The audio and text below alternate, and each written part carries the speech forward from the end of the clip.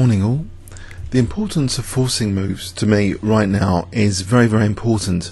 I see a lot of my games in recent seasons being decided actually by forcing moves and tactics more generally. But at the heart of tactics, often forcing move combinations, leaving the opponent absolutely no choices, is a great way to win against any sort of strength of opponent, theoretically. If you get a good enough position and can force your way to an absolute win, then no one can stop it. There's a recent example game which I thought maybe we can apply this as a kind of annotation style in its own right. The game, which you may not have seen just yet, was played very recently in a Tata Steel tournament in round 10. It was between Ivan Sokolov 2663 and Peter Leko 2735.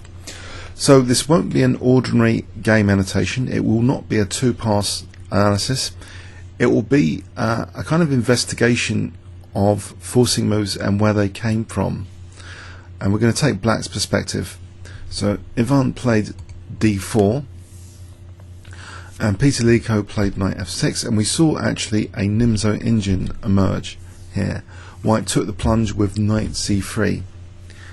Okay, so far this is just opening theory, so no comment as far as forcing moves, although Black does have a forcing move option bishop takes c3, which is not available in, say, the King's Engine system. Black's not just sitting back waiting for White to occupy the centre. The Nc3 offering this double pawns is sometimes good strategically, of course, and this next move is the Rubinstein variation, which apparently Ivan has recently written a book on the Nc3 engine, actually from the Black point of view, but he was playing White here, and that was why there was some trepidation from Peter in his post-game interview. You know, should he be playing Nc3 if the opponent is such an expert? But of course, Peter Leko is also an expert in Nc3 engine, so it's an interesting theoretical game, this one. Okay, so Black castled. And here, the forcing move in this position is not particularly needed for Black. It's kind of strengthening White's centre, and White might be able to push through e4 and e5 later, knowing that d4 is strengthened. Often Black will want to play c5 and exert some central pressure, or even d5 to create a lot of central tension. And in fact, in this game we see c5 here. And after knight f3, d5, there's a lot of central tension here, which means that both sides need to calculate the forcing moves and seeing if they're useful. But here it's actually a bog standard position, which can sometimes lead to what is called an isolated queen's pawn position, with an isolated queen's pawn, sometimes either for White or Black potentially. But after White castles, in fact it's Black that uses forcing moves here to create an isolated queen's pawn situation, and this kind of position right here could have arisen from actually different openings even, but the thing about it with the bishop on b4 makes it slightly distinctive. Okay, now this next move b6 is known as the Karpov system after Anatoly Karpov, favouring this approach. It seems fairly logical to do something about this bishop, to put it on that very nice diagonal where it's pointing at the king. For those interested in king hunting, g2 is of particular interest, of course, when you fianchetto the bishop, as well as just generally having a nice bishop in the general sense. So we see bishop g5. Okay, now as I say, this is not an ordinary game annotation.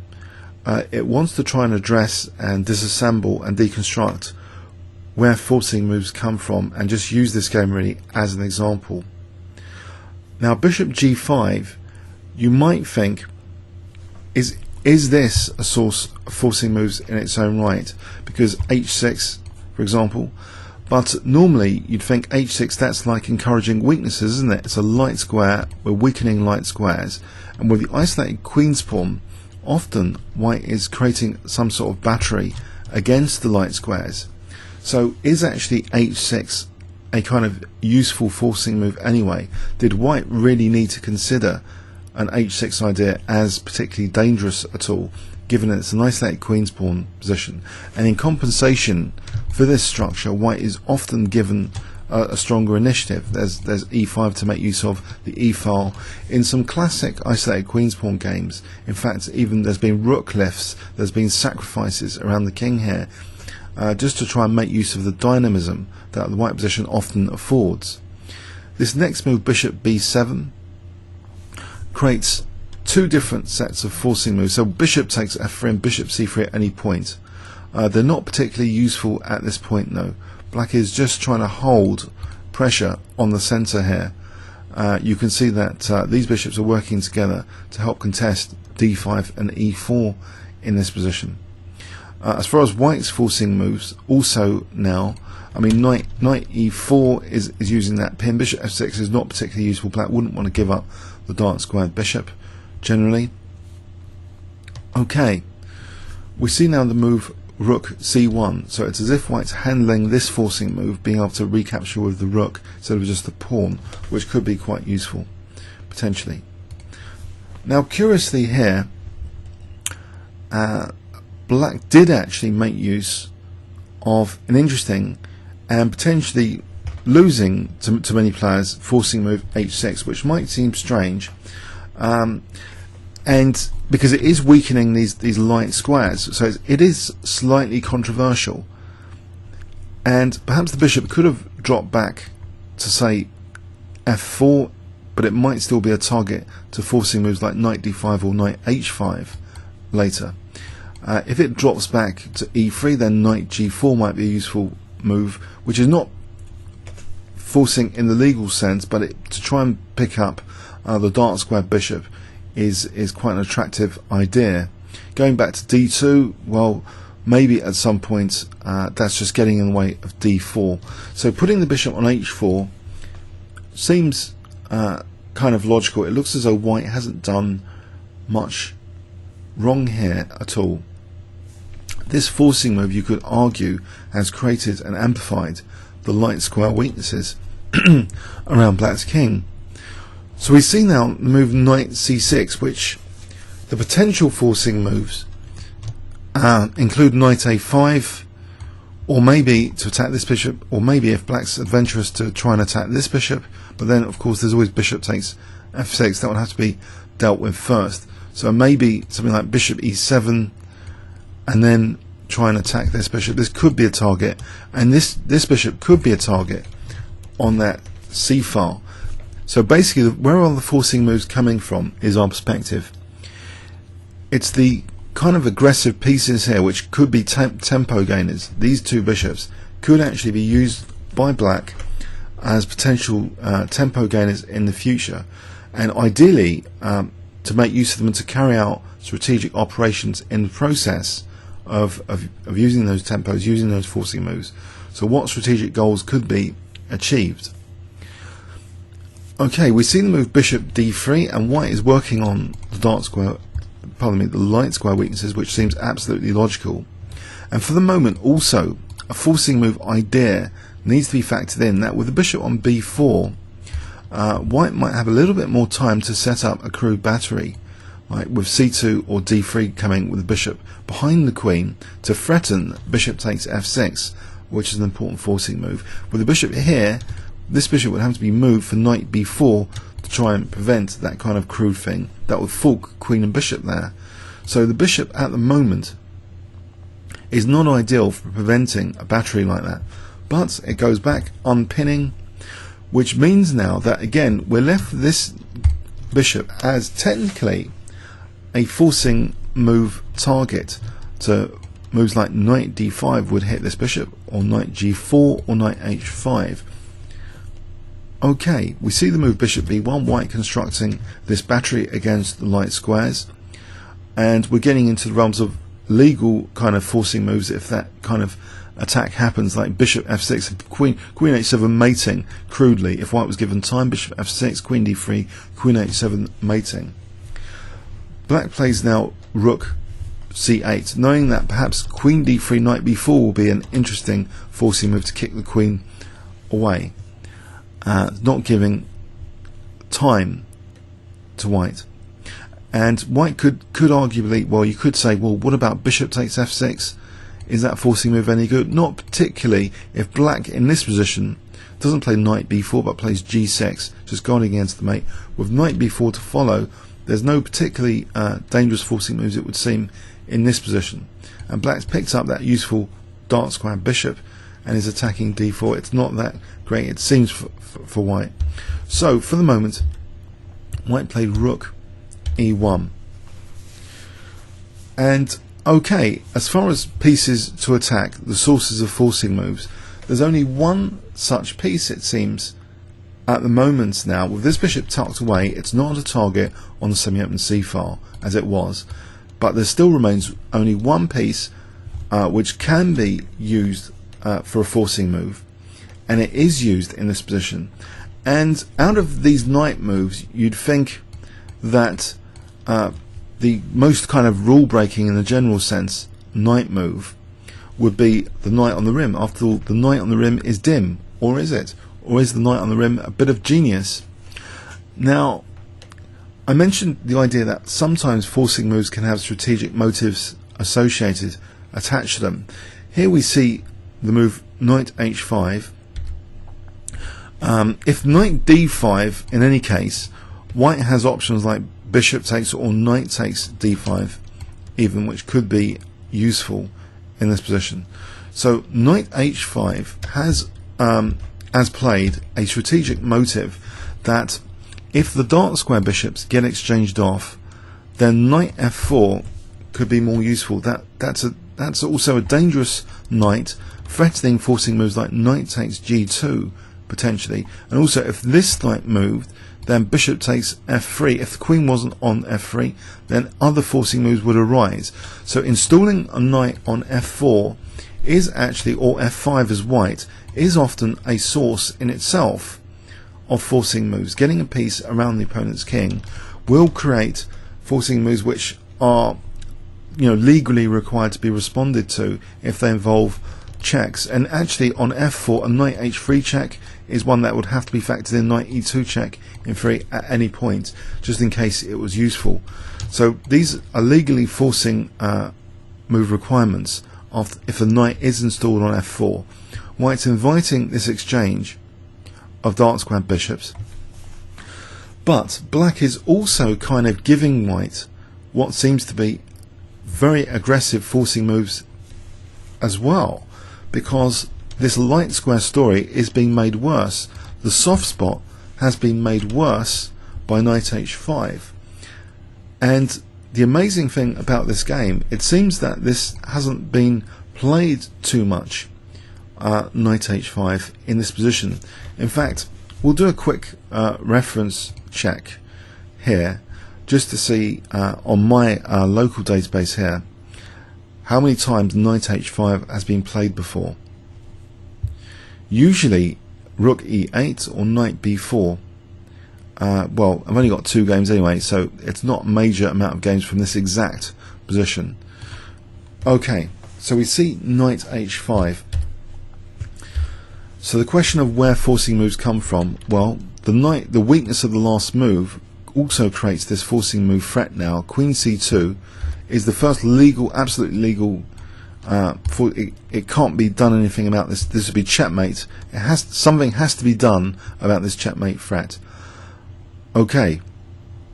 Now black plays g6, which again seemingly leaves white with a very dangerous forcing move combination now. But before we play this next white move, let's just make another note. If the dark square bishops get exchanged off, then strategically, if black has a knight on f4, it's more dangerous than usual, and it's also lurking around the white king here for various forcing move ideas like knight takes g2, knight e2 or knight h3.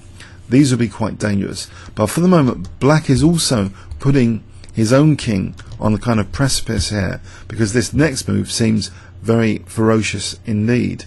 Rook takes e6. Now if this is taken, then a forcing move sequence will actually knock black out.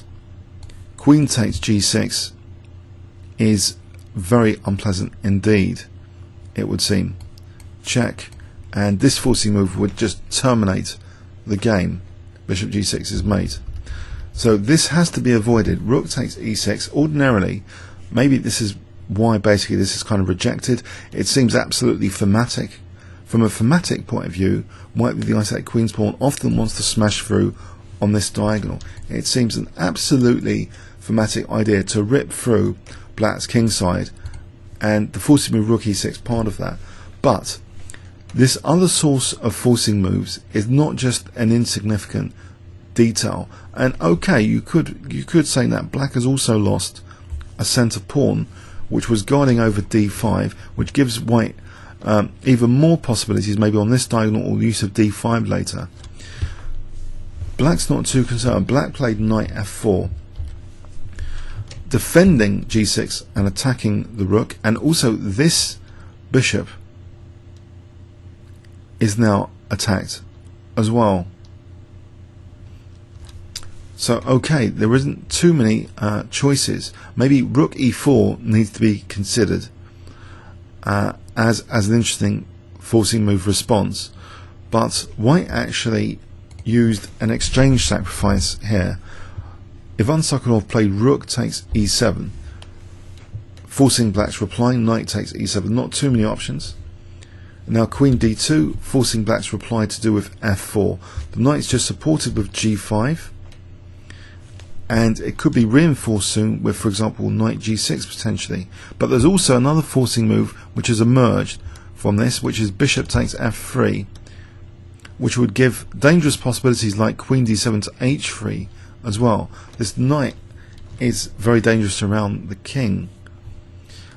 And what white does now is actually play knight e5, because there's no actual threat here because of takes at the moment. Now we see knight eg6, and really threatening knight takes h4 now, and trying to perhaps neutralize this diagonal and create a semi-open f file, which could be a source of further forcing moves. Knight takes g6, f takes g6.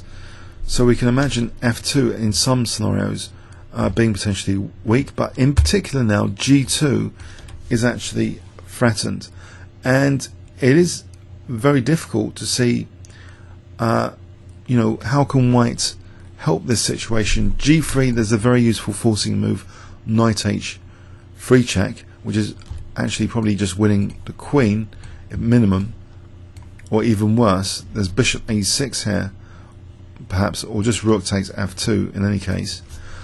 So that pawn is in trouble, and if f3, well, g takes h4. So white played bishop g3, just offering the g2 pawn. Knight takes g2 was played. Of course white can as an option take here, but he plays queen c2, and this is parried with queen f6. And now we see bishop e5, and white now sees after queen f7 that this is a potential skewer on the queen against the king. So this next move looks as though it really threatens a very, very dangerous forcing move indeed.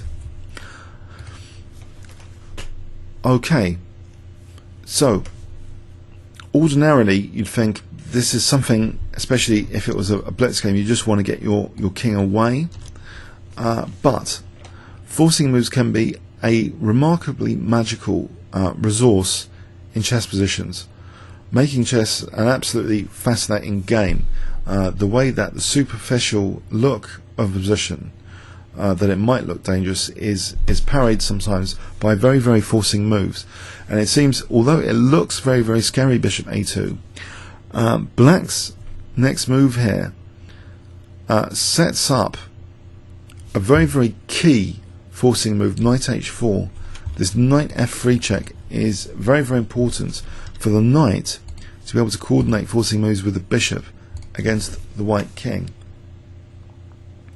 And in fact, now, okay, white doesn't see it, doesn't see the forcing move combination, but he could be in serious trouble in any case, because black is now threatening, for example, queen f3, just to mate white on either g2 and h1, because the knight is also defending g6. So this is a real threat now, it seems. Queen f3. White obliviously, could be in a very bad position now. In any case, played bishop a2, and it's a forcing move sequence which really knocks white out. So it doesn't matter if white was Kasparov, white's a supercomputer. This next set of forcing moves, which were not all seen at the board, only the first in sequence, would knock any resistance out of any player playing white. And I wonder if you can guess the move. Okay, well, actually there aren't too many options because the queen is pinned anyway, so there isn't queen f3. So I'll show you the move. Queen takes a2, and white resigned here. Why, you might ask? This is the magic of forcing moves here. If white had played knight takes a2, rook takes c2, leaves a kind of loose rook on c2 here, and after knight f3 check, that rook is being victimized by this discovered check here. If king g2, knight d4 or knight e1 would pick up this rook. So that's no good, and that would leave black a rook up. And the other problem here is if king f1, then there's a lethal forcing move, bishop a6 check in this position. And white's best move technically is just to block here, but he's just the exchange down in this position. So for example, knight takes, and just leave the pin for a moment, just play this, and it's hopeless for white at this level, be the exchange down against Peter Leko at 2-7-3-5. So that's hopeless. And if king g2, then we have knight e1 check. That would pick up the rook. Our perspective is not just to appreciate this game for the beautiful finish and the conceptions, but to see where the forcing moves came from. Let's go through again and try and pick up any other details about this. That basically it's as though black almost invited an attack on these light squares, and even a sacrificial attack as a source of tempo gainers and forcing moves in itself. So it's actually a remarkably tactical game, and partly a product apparently of preparation, because Peter Leko in this line had suffered a defeat, I think, to the German team when Germany had played Hungary, and he suffered a very painful defeat and done a lot of research in the opening from his Neidish defeat, and had come up with this with the help partly of computer analysis. And it's you know, some say that well, the Anand Immortal in this tournament was also partly preparation. So we're going to see these amazing games more and more, partly from the products of preparation. Computers will see a lot of the amazing resources chess has to offer, and especially of interest are the forcing move implications here, that black is really kind of ice skating on very thin ice here, and it could almost, perhaps this game can be considered an immortal because it's such thin ice, and from such a standard looking isolated queen's pawn position that you would think that white hasn't really done that much wrong at all. Bishop g5 as provocation for this forcing move in one sense seems entirely thematic for weakening the light squares, and it seems like basic standard provocation. So what really happened here? It seems that black got an amazing opportunity out of well, rook c8 helped black enormously on that c file later, so that was one source of very important forcing moves later on the c file, to play rook c8, even though it doesn't look particularly useful to play rook c8 here. It turned out an amazing part of black's counter combinations later. Rook c8, rook e1, and this amazing idea of taking the light square provocation to the brink, to the precipice, to even allow Rxe6 soon, and to let white threaten a basic mate on H7 here, inviting what seemed to be a very, very powerful almost knockout punch. Rook takes E6, but it's computers that will, without emotion, will look at these positions and even disregard material. And I think it's partly so this game is a product of preparation. It's very, very unusual indeed that this next forcing move is very, very special indeed, that a pawn down, but the knight happens to attack the rook and also defend G6 against, say, Rook G6. So a very, very special forcing move here, and a basis of good deal of trouble on white's king coming up, as we saw. So we're talking about something very, very special, this pawn sacrifice idea and this whole concept of weakening the king side. The isolated queen's pawn concept, traditionally we'd be looking at blockades here on the isolated queen's pawn, but this is an entirely different tactical dynamic approach to the position, which maybe computers are letting us show some of the true benefits, true tactical benefits of white having an isolated queen's pawn here. It looks as though this bishop on this diagonal in this isolated queen's pawn position is having a very nice time. Black hasn't got any bad pieces, and also this rook on this shared open c file is very, very useful tactically in this position. So white played this exchange sacrifice now, which didn't seem particularly convincing. And if we look at one of the reasons, is the battery is taken away, of course, with queen d2, and the knight is kind of reinforceable with what seems to be, again, ridiculous weakening of the light squares. But with knight g6 round the corner, it doesn't matter. Knight g6 will reinforce and solidify this diagonal enough. So white tried knight e5, and then we see knight eg6 anyway. So white's forcing moves have been neutralized, and black's pawn sacrifice, we could argue it's the pawn sacrifice conception, and this very nice rook as well on the c file, and this very nice coordination of knight and bishop, which may be the source of the decisive forcing moves that we saw later. This is very, very advanced tactical chess, though. This is not like an early game in this forcing move series, the classic Morphy game.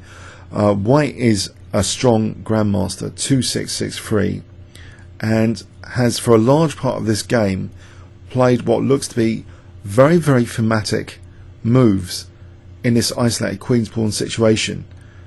And even the exchange sacrifice did seem to have a little bit of logic, but now seems in this position to be fairly unconvincing. Black has this kind of pressure along the diagonal with the knight on f4, which is usually Kasparov considers a knight on f5 or f4 as black as his favourite knight around the king, often winning games through forcing moves revolving around such a knight, often king's positions being obliterated with the forcing moves a knight generates. So you could argue, well, there's two elements at least now that are emerging from this: the putting oneself on the precipice of a light square disaster, of being destroyed oneself, as a way of gaining a tempo and using a kind of pawn gambit to get an aggressive knight on f4, with also rook and bishop here being very, very good as support for this knight on f4. Very, very dangerous position for white, and some amazing other possibilities that perhaps behind the scenes as well need to be factored in here. After knight takes g6, f takes g6. Okay, we see bishop g3, and there might even be these other forcing moves like queen takes d4 need to be factored in. Even though outrageous, they might work in certain circumstances. but black is just taking g2 for the moment. Takes on g2, doesn't mind bishop g6, queen f6 gaining a tempo, that would be good. Queen c2, so we see queen f6. All of black's pieces here in this position are looking really, really good. And the whole restrain, blockade, destroy generalizations around the isolated queen's pawn have been shattered with this example game. It's all revolving around tactics. And even the idea that, you know, putting the queen for being skewered seems a bit ridiculous, but it has to hold on to g6 here. That's one requirement, to hold on to the g6 pawn. So this next move, even though again putting black on the precipice yet again on this diagonal from a pawn which has just been removed as well, which made the diagonal in theory more sensitive, is intuition defying really that black would play in such a manner. But again, it's this knight which is playing a kind of lead acting role in this game magnificently, to even provide a hero to the queen being apparently skewered soon after knight h4. It actually shows a lot of the magic of chess and how dynamic the game can be, and how we're going to have to start throwing away a lot of our generalizations about certain structures, even the isolated queen's pawn, that the forcing move transitions in this game now just demonstrated how a player would, like, playing so thematically can be so drastically punished. Okay, White actually resigned after queen takes a2. Comments or questions on YouTube? Thanks very much.